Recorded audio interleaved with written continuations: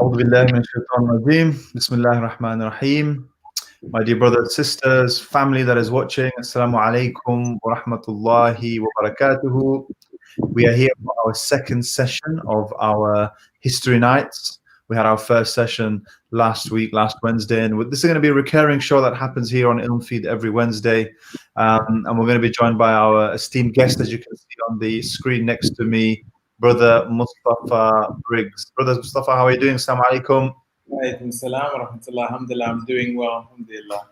Hope you will, inshallah. I know you're joining us all the way from Cairo, but for those of you that are watching, those of you that couldn't make it last week, our beloved teacher today, Mustafa Briggs, actually graduated from the University of Westminster, specializing in Arabic literature, and he moved on to do an MA at SOAS in translation, again specializing in the Arabic language, and where he's joining from us at the moment, actually in Cairo.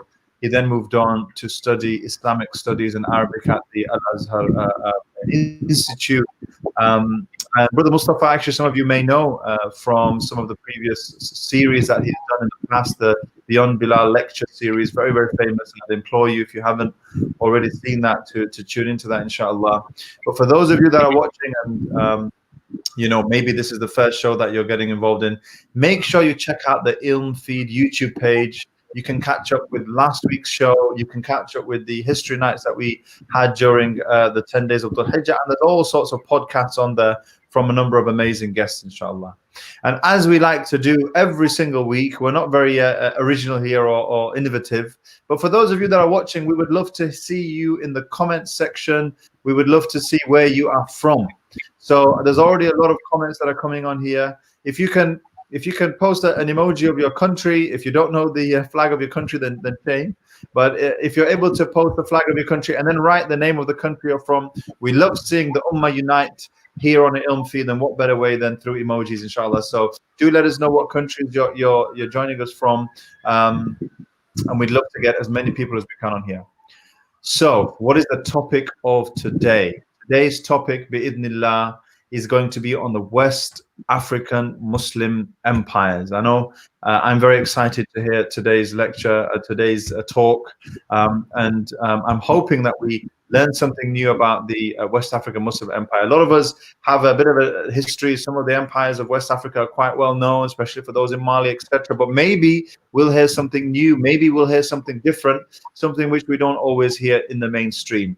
I can see Sweden, Canada, France, Nigeria, Morocco, Mali, USA, Guinea, and Pakistan.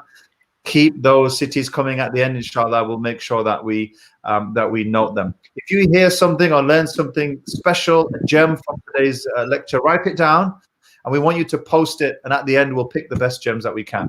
But that's it from me. I'm going to hand over to our teacher, Mustafa Briggs, and we're going to hear about West African Muslim empires. Assalamu alaikum wa rahmatullahi wa barakatuh. Wa alaikum salam wa rahmatullahi ta'ala wa barakatuh. Bismillah ar-Rahman ar-Rahim. Wassalatu wassalamu ala ashrafil anbiya'i wal mursaleen Sayyidina Muhammad wa ala alihi wa ashabihi haqqa qadrihi wa miqdarihi al-azim wa man tabi'ahum bi ihsanin ila yawmiddin, amma ba'd. Assalamu alaikum wa rahmatullah. Alhamdulillah, it's a pleasure to join you again for the second week in a row, discussing different topics to do with Black history and Islam. I'm honored for the invitation by Ilm Feed in association with the charity that sponsored this, inshallah. May Islamic Relief, may Allah bless everyone that's involved in making this happen, inshallah, and all of our viewers at home. So as mentioned today, inshallah, Bismillah ar-Rahman ar-Rahim, we're going to start by talking about the West African Muslim empires. And I feel like this topic is very important, as West African Muslim empires played a large role in the spread of Islam across West Africa and across sub-Saharan Africa. If we look at statistics, we see that Africa is the continent with the highest percentage of Muslims. So it's the largest Muslim majority continent. There are more Muslims percentage-wise in Africa than anywhere else or any other continent. And if we look, 1/3 of the world's Muslims live in Africa, with 1/6 of the world's Muslims living in sub-Saharan Africa. Sub-Saharan Africa being nations such as Nigeria, such as Ghana, such as Senegal, such as Sierra Leone, such as the Gambia, where I am from, such as Chad, Niger, etc., all the way into, East Africa, and all of these places. And so when we look at the Muslim empires of West Africa and the story of how Islam entered there, it gives us a better understanding as to the spread of Islam in those regions.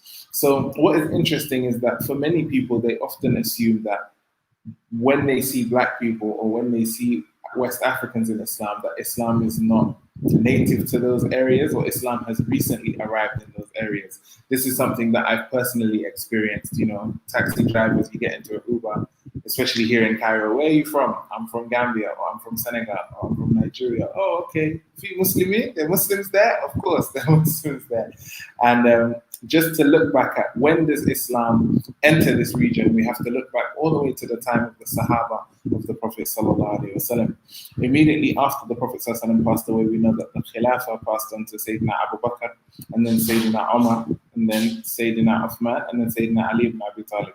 And then after the Khulafa al-Rashidin, the Umayyad Khilafah begins with Muawiyah the first, and then his son Yazid.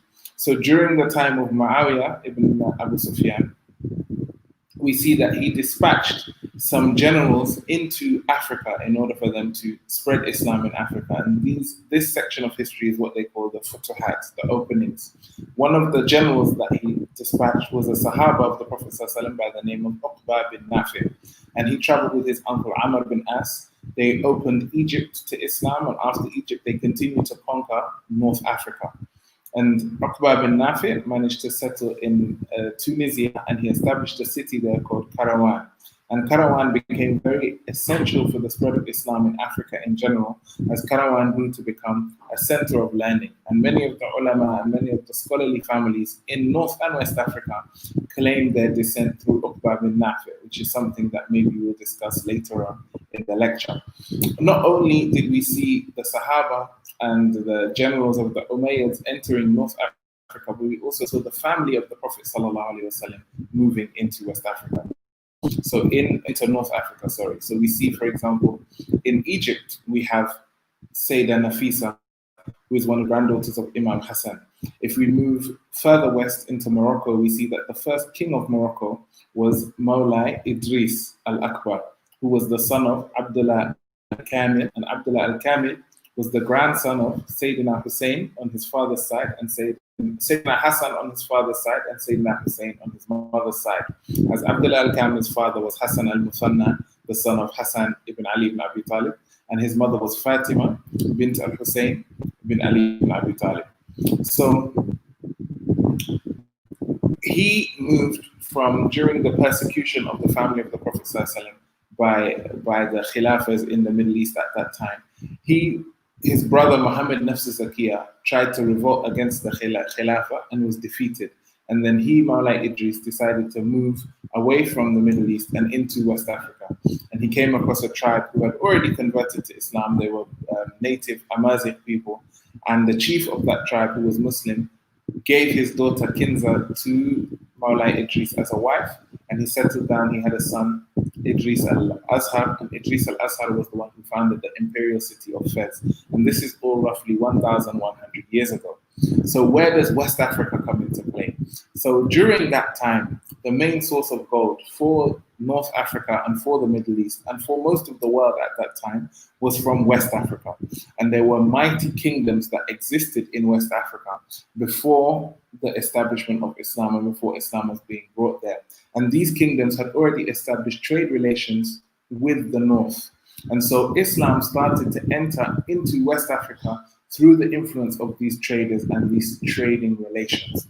If we look, the most powerful empire in West Africa at that time was an empire called the Ghana Empire, not to be confused with modern day Ghana as we know it today, which was named after the original Ghana Empire by Kwame Nkrumah, as he wanted to relive the legacy of this great West African empire in the establishment of his new nation, which was formerly known as the Gold Coast. So when the Gold Coast received independence from the British in 1960, I believe, if I'm wrong, please correct me, he decided to rename the Gold Coast Ghana after this ancient empire that I'm about to talk about. So the Ghana Empire, and we know a lot of what we know about the history of West African Muslim empires through two main books, Tarikh al-Sudan and Tarikh al-Fattash. which were books that were written by West African scholars in the scholarly center of Timbuktu. If you don't know about Timbuktu or the Sankore Masjid, I will speak about it briefly tonight, but I would refer you to my previous video that I had completed for Ilmfeed, where I spoke about the Sankore University.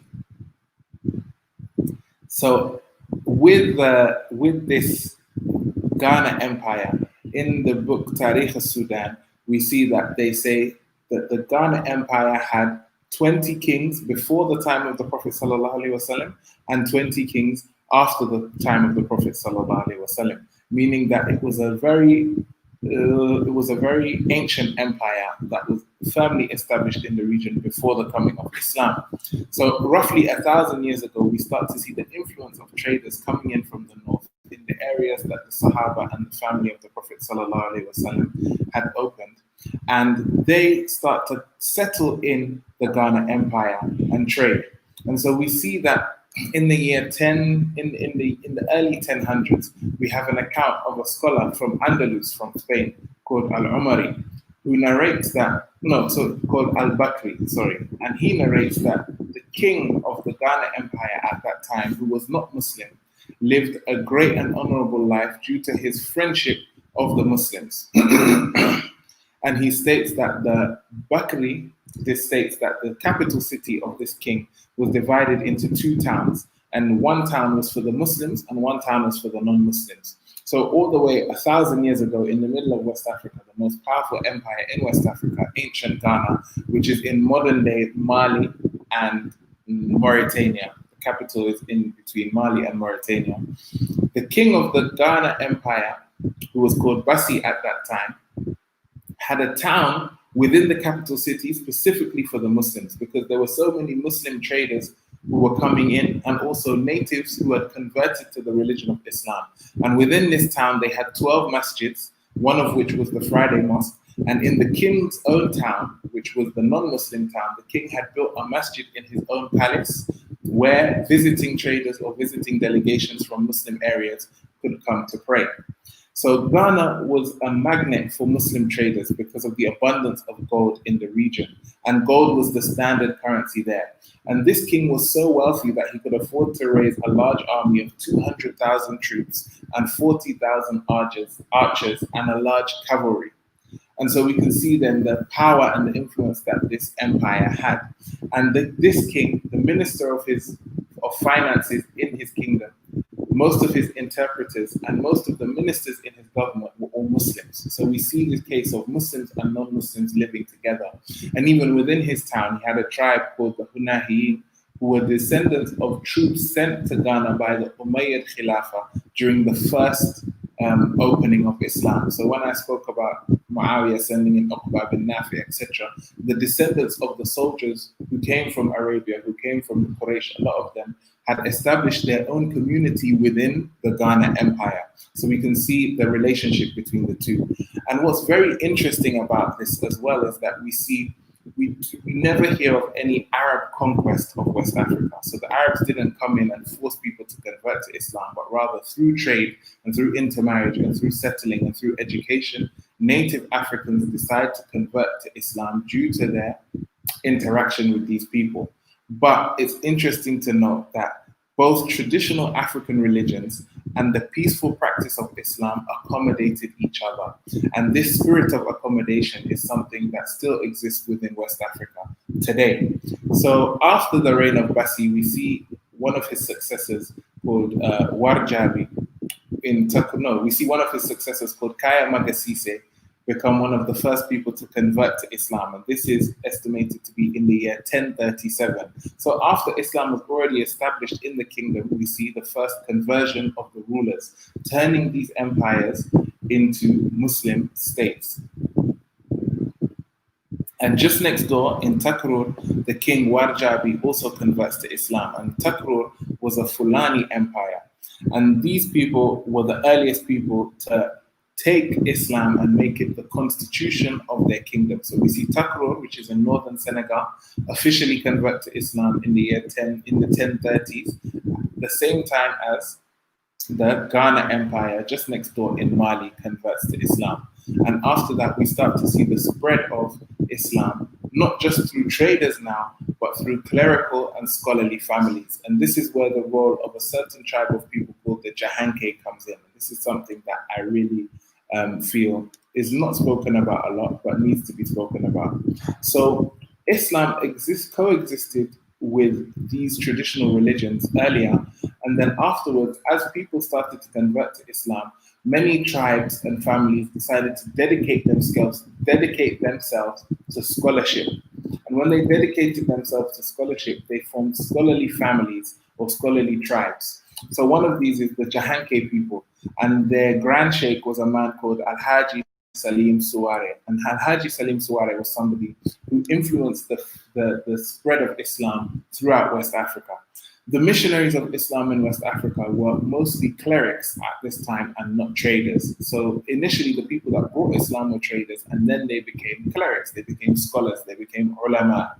And these ulama had knowledge not just of religious sciences, but of traditional medicine and of ruqya and of spiritual practices as well. So wherever they went, their goal was to establish a self-subsistent community focused on three main activities: teaching, farming, and prayer in the masjid. So wherever they went, they would build a masjid for prayers and for education. They would build a school, a madrasa, in order to teach people how to read and write. And they would build a farm in order for them to be self-subsistent, so that no matter what the political current was at the time, whoever was ruling the country, they didn't have to depend on government sponsorship. They didn't have to cater to the whims of kings and rulers, but rather they could be self-sufficient and independent and be able to give their dawah. And their call was to also bring benefit to any community that they entered. So they would enter non-Muslim communities and establish a madrasa. People will send their children to the madrasa because Islam was seen as the key to the wider world. If people went to study Arabic in a madrasa, they would be able to learn a language that would allow them access to traders in the north, that would allow them access to literacy, which was very rare at the time, and allow them access to a globalized community. And so many children were raised as Muslims just from going to these madrasas that were set up by the Jahanke people. Not only that, but the sheikhs of the Jahanke would heal people from their illnesses. They would pray for people. They would provide spiritual services. They would provide advice. And so we start to see them spreading across West Africa. And the teaching of Al-Haji Salim Suware was that jihad, in order to convert people to Islam, is not a valid practice in that time and space, but rather jihad through teaching, jihad through service, jihad through being a benefit to your community is what will open the doors for people to come to Islam. And their main focus was memorization of the Quran, study of the Arabic language, and study of the hadith, and study of the traditional sciences. So we see that these people, these scholars, after the traders, were the ones that spread Islam across West Africa. And we hardly ever hear about anything to do with war or fighting or people imposing Islam on others, but rather it was hundreds of years of people having interaction with Muslims and converting to Islam of their own free will. So after Takur and Ghana, we see another empire emerge, which became the most powerful empire we can say in the history of West Africa, which was the Mali Empire. And the Mali Empire was united by a man called Sunjata Keita. And Sunjata Keita, many people debate as to whether he was Muslim or not. But one thing for sure was that his successor, who was known as Manding Bori Keita, who was his brother, was Muslim. And he had a son as well. And the son was one of the famous people whose account of conversion to Islam was well known and well recorded in the books at that time. So Sunjata Keita's son, and this is a very interesting story. So some people say this is Sunjata Keita's son, some people say it's his relative, but it was one of the rulers of the Mali Empire. And he was having a problem in his empire at the time as there was a drought. And this story serves to focus as this story serves as an example of how kings and nations were converting to Islam at that time. We see this king of Mali having a problem with drought in his kingdom. And as this problem starts to spread, they start to do sacrifices to their traditional gods and their traditional deities that they used to worship. And none of the sacrifices seemed to be working. But he had a Muslim guest at that time who he asked for advice. As he saw him praying 5 times a day, he saw him having communication with some kind of unseen God, and he was very dedicated in his worship. So he said, this man is a man that has powers, he has connection to the unseen. So I'm going to ask him if he has any advice or how I can be helped in my situation. And so he approached him, and the man said to him, if you want me to help you, I have one condition. You should bear witness that there is only one God and that Muhammad sallallahu alaihi wasallam is his messenger, meaning you should become Muslim. And if you bear witness to this, I'll teach you a prayer that will save your kingdom, and you will see the blessings of Allah in your kingdom. And so the king decided to convert to Islam and give it a go. And the man taught him Islam, taught him how to practice his 5 pillars, taught him basic fiqh, basic Quran, etc. And then they performed a sunnah prayer called Salat al-Istisqa together.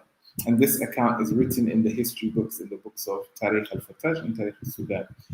After this prayer was made, rain started to come and the drought ended. And as the drought ended, the king decided to abolish the traditional religion and practice Islam and make Islam the state religion. And that's how Islam started to spread. And amongst that king's family emerged another famous king who we'll talk about briefly, Mansa Musa. And Mansa Musa was the descendant of this original Sunjata Keita. Sunjata Keita only had one biological son whose name was Mansa Uli. And then his brother, Mansa Bori, took over after Sunjata passed away because Mansa Uli was too young. And Manding Bori Keita was the grandfather of Sunjata Keita. So Manding Bori Keita was the grandfather of Mansa Musa Keita. So Mansa Musa was the grandson of the brother of Sunjata, who was the one that united this empire together. So as the presenter mentioned earlier, Mansa Musa is somebody who we've all heard about. We've heard about his miraculous Hajj, and we've heard about his wealth. We've heard about, and if you haven't heard about the universities and the institutes of higher learning that he built after he came back from Hajj, I will refer you again to the former Ilmfeed video that I did called the Sankora University. If you type that in on YouTube, you'll be able to find it. But I just want to give you an example of how wealthy Mansa Musa is.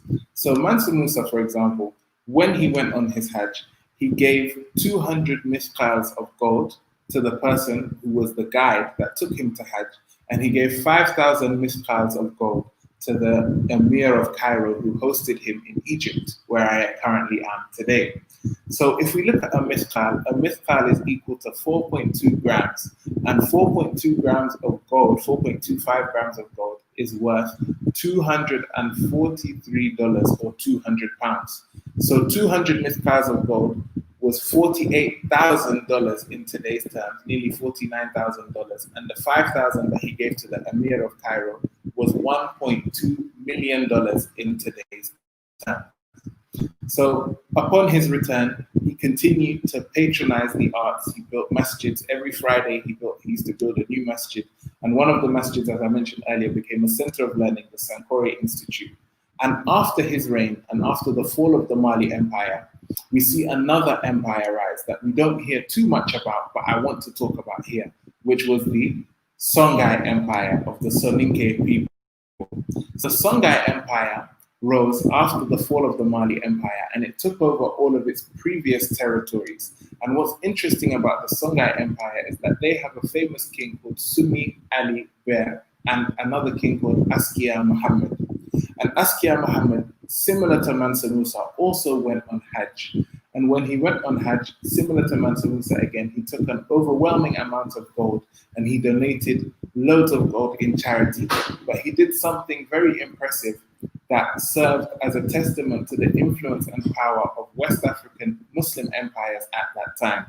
When he arrived in Mecca, at that time Mecca was under the authority of the Uthmani, the Ottoman Khilafah, and they had established a family of descendants of the Prophet ﷺ called the Sharifs of Mecca, and they were the ones who ruled over Mecca at that time. And when Askia Muhammad arrived in Mecca, he worked with the Sharif of Mecca to establish a hostel for African pilgrims who wanted to make Hajj or Umrah. And so, with all the wealth that he had, he built in Mecca a large building. Today, we could call it a hotel or a hostel, which was a waqf, meaning it was a grant that he had given to the Muslim community. And he recruited people to look after them, and he paid a salary to them. And so any West Africans who traveled to Mecca on Hajj or Medina on Hajj, they were able to stay in these hostels that were established by Askia Muhammad with the Sharif of Mecca. Not only that, but he recruited scholars from Egypt and Morocco to come back with him to West Africa and teach in the Sankore Masjid in Timbuktu. And he was the one that commissioned the books Tarikh al-Sudan and Tarikh al-Fatash, one of which was written by his nephew, who was also a scholar, just to show you that the royal families were not just families of nobility and royalty, but they were families of scholarship. And so, on his way back to West Africa, he even was said to have sat in the classes of Jalaluddin Suyuti, the famous Egyptian scholar, and he brought back a lot of Jalaluddin Suyuti's books. And Jalaluddin Suyuti makes mention of having a relationship, being a pen pal with one of these West African kings, just to show you that West Africa was very much on the map in the Muslim world at that time. So Askia Muhammad encouraged learning, he encouraged literacy, and he ensured that the universities produced some of the most distinguished scholars in the world. One of whom, as I mentioned earlier, was his nephew, Mahmoud Kati. So Mahmoud Kati was the one who published Tarikh al-Fatash, and another scholar by the name of Abdul Rahman al-Sa'di published Tarikh al-Sudan. And these are the two books which are indispensable to present-day scholars in reconstructing African history in the Middle Ages. And not just to focus on the furthermost point of West Africa, but in the last 5 or 6 minutes that we have, we can see that these Malians and these scholars from Mali traveled across the world, and across the world and across West Africa. One of the places that they traveled to, these Jahanke traders, which was a famous center of scholarship at the time, was Kano in northern Nigeria. And this brings the focus to the largest African country with the largest population of Muslims in sub-Saharan Africa, Nigeria, as Nigeria has over 100,000 Muslims. Islam starts to enter northern Nigeria through trade routes again with North Africa, but also with West Africa. And many people downplay the role that the Mali Empire had in the spread of Islam in Nigeria. But we see, for example, a scholar from Mali called Abdurrahman Jahate, who left Mali in the year 1431 and said that he was going on pilgrimage. And he left with an entourage of 3,636 scholars that had mastered all of the Islamic sciences, just to show you the power and the strength of Islamic scholarship at that time. He left due to political instability in the Mali Empire at that time, and his excuse was that he was going on Hajj, but really he wanted to make hijrah, he wanted to migrate. And so, as he left with 3,636 scholars, he reached a river and he crossed this river and continued to travel until he reached Kano in northern Nigeria. And in Kano, he settled down and he became one of the most famous scholars of Maliki fiqh and one of the most famous Islamic scholars in that time.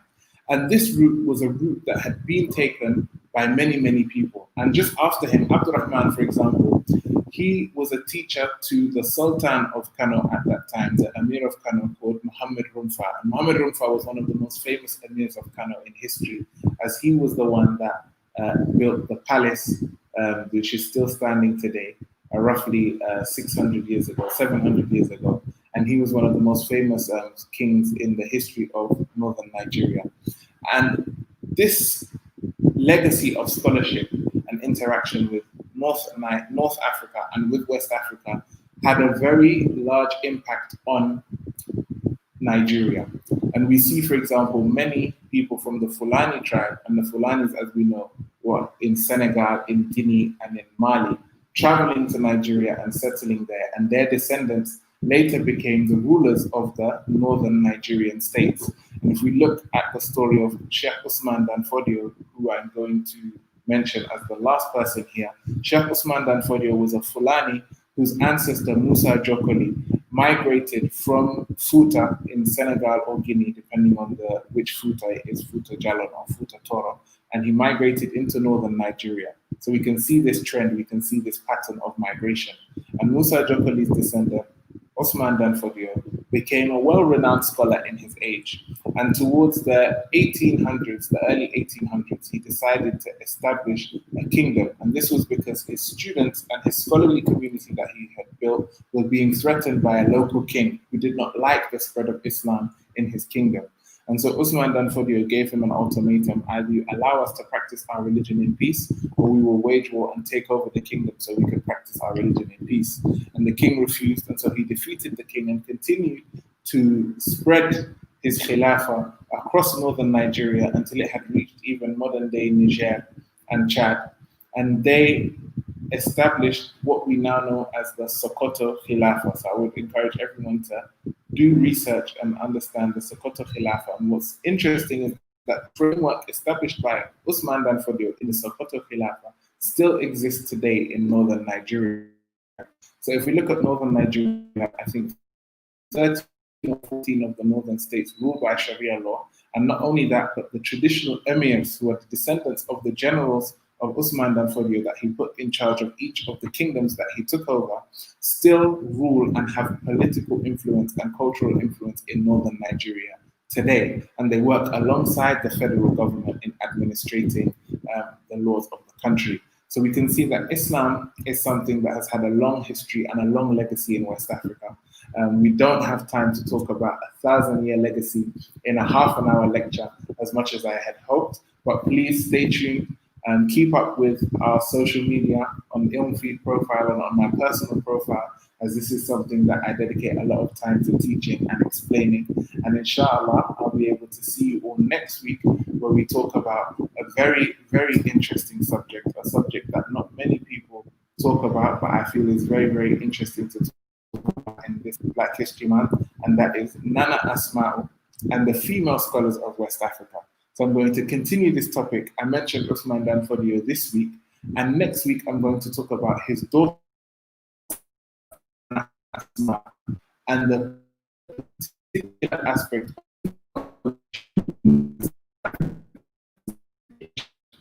something very interesting and very essential to the spread of Islam in West Africa. So we'll talk about that.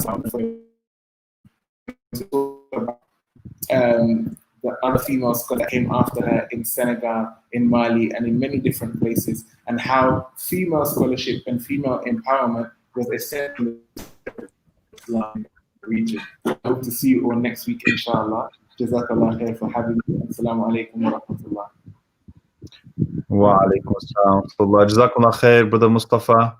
I know that the connection over there in Cairo sometimes goes up, sometimes goes down, but we had a lot of people that were tuned in and watching and listening to this amazing session. Again, for those of you that are tuning in from wherever you are around the world, if you have any gems that you took from this, something that you haven't heard before, please do comment it in the comment box. That's whether you're on YouTube, whether you're on Facebook. We can actually see the comments here that come through. Once again, Mustafa is going to be joining us next week. So remember, this is part of a weekly series that we have of history nights here on Ilmfeed. If you want to find out how you can find out more, just subscribe to the Ilmfeed channel. It's easy. If you're on Facebook, like the page. Or you can do both if you want to be really smart about it, inshallah. And we want to make sure that we get as many of you on next week, because next week it's going to be on Nana Asma and the female scholars of West Africa. And so we heard a lot today about some of the well-known scholars like Mansa Musa, and we also heard about some scholars that we might not be aware of. But for next week, we're going to be looking at the female scholars of West Africa and focusing particularly on Nana Asma as well. Mustafa, you always get a chance to plug the next week, but can you give us in like 30 seconds, why should we be interested in the female scholars of West Africa? What is it that you're going to share that perhaps we don't know yet? Well, I feel that female scholarship within the Muslim Ummah is something that we don't usually talk about. And African scholarship is something that we don't talk about in general anyway. So female West African scholars, I feel, is something that not a lot of people know about, but everyone should know about, as they serve not just as an inspiration to us, but as a blueprint of how we as Muslims should empower the women in our communities into leadership roles, not just in studying religious knowledge, but in giving them authority and power to have influence on all aspects of society, as these female scholars in West Africa did. Because not only were they scholars, they were political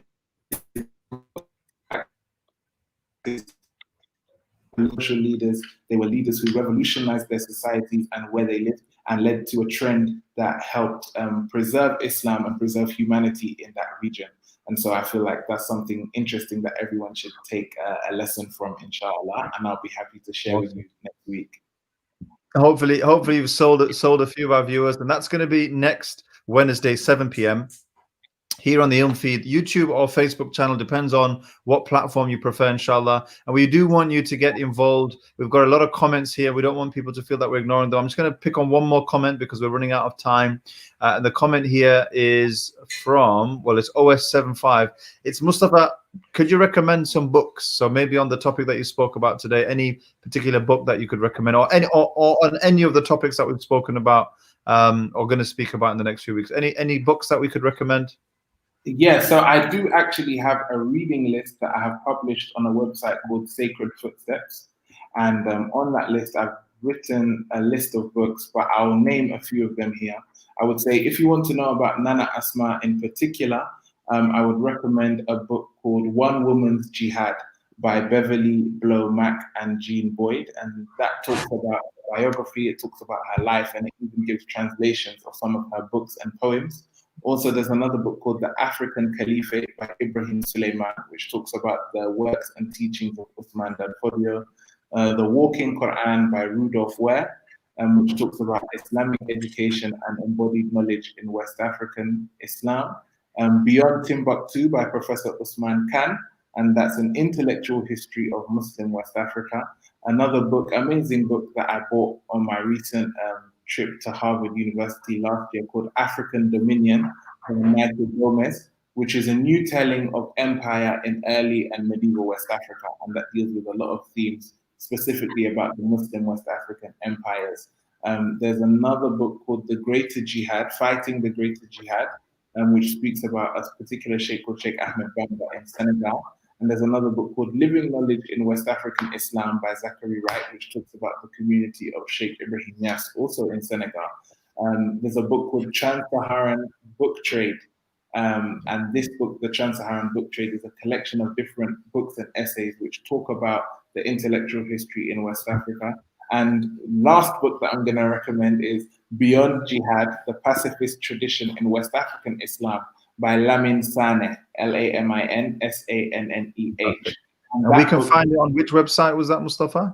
You can find all of these. My book list is on Sacred Footsteps. So if you go on sacredfootsteps.com and then look for Mustafa Briggs, then you'll see the articles that I've written there, and this is one of them. And all of these books can be purchased online on Amazon. And you can download the PDFs if you know where to get them. Fantastic. We've actually had 2 or 3 people ask about books. So hopefully, for those of you that commented, we do read your comments, whether it's on Facebook or on YouTube. We've had so many people say that Quraisha, excellent discussion from South Africa. We had someone here from Senegal. We had someone from India. We had, who was it, Muhammad Ismail from India. And so for all of you that are watching, make sure you join next week. It's on Nana Islam and the Female Scholars of West Africa. This has been Atiq here on Ilm Feed as part of History Nights with our guest, of course, Ustad Mustafa Briggs. And we'll see you next Wednesday, 7 p.m. Put it in your diary, remind your friends and remind your networks, and invite people that might know about this and have an interest in it, or those that don't, because maybe they'll have an interest in it afterwards. Jazakumullah khair for myself. Assalamu alaikum for myself and Brother Mustafa as well. Assalamu alaikum. Wa alaikum salam wa rahmatullah.